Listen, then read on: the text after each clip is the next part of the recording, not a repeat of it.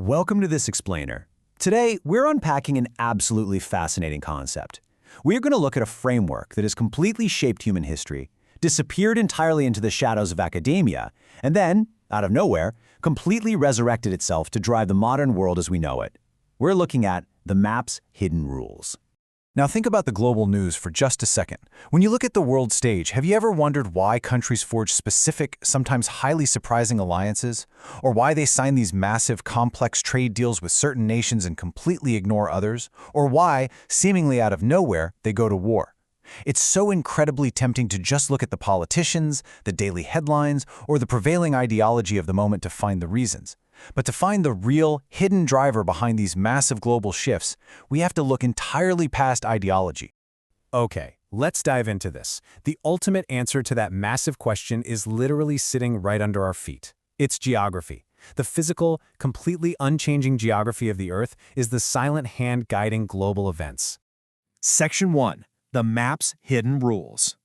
So the crucial point is, to really grasp the power of this idea, we need to take this abstract concept of global power dynamics and ground it into tangible physical realities. We need to look at the board itself. What exactly is geopolitics? Well, simply put, it's the study of how a country's physical location and its surrounding geography directly influence its politics and its international relations. Where a nation literally sits on the map dictates how it must interact with the rest of the world. It's the ultimate baseline for a nation's behavior. Look at this list of national constraints outlined here: resources, climate, demographics, transportation, military power, technology, and energy. Whether it's cargo ships trying to navigate tight waterways, military trucks securing borders, or agricultural fields relying on specific weather patterns, every single nation on Earth, no matter how politically powerful, is bound by these physical constraints. They have to constantly manage these exact geographic realities just to survive and protect their territory. You simply cannot negotiate with a mountain range or a frozen port, which is exactly why countries without warm water access have spent centuries fighting for it. You have to work around the map. Let's move to Section 2, the birth of geopolitics, and see how this builds. This isn't just some modern analytical framework. The historical journey of this field is incredibly dramatic. We start with early 20th century theories like the Heartland Theory, move into a really dark period post-World War II where the entire concept became a massive taboo, and then fast forward to the 1970s and 1990s where figures like Kissinger and Brzezinski brought it back to the forefront. It's a true story of rise, fall, and absolute resurrection on the global stage.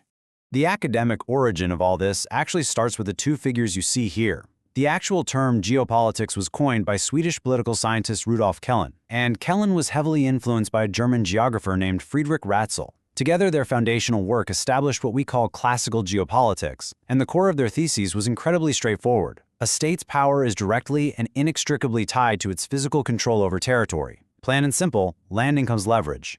And this brilliantly illustrates that point. In 1904, the English geographer Sir Halford Mackinder published his famous Heartland Theory.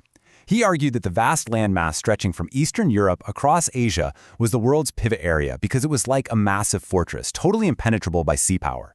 In Mackinder's view, controlling that specific zone meant controlling global destiny. It was the ultimate piece of strategic real estate. Section 3. A decades-long taboo. Now, what's really interesting about this slide is that despite the massive foundational influence of these early geographical theories, something very unusual happened to the field. The very term geopolitics completely disappeared from public and academic use for decades. Why did this widely studied field suddenly become a massive taboo? Well, the historical record shows it's because Adolf Hitler and the Nazi regime misused these very geographical theories to try and justify their aggressive expansionism. Because of that horrific association, after World War II ended, the entire discipline of geopolitics was widely shunned. It was essentially dismissed as a pseudoscience and became a massive taboo for anyone studying international relations. Which brings us to Section 4, the Grand Chessboard today. But physical reality can only be ignored for so long before it demands attention again.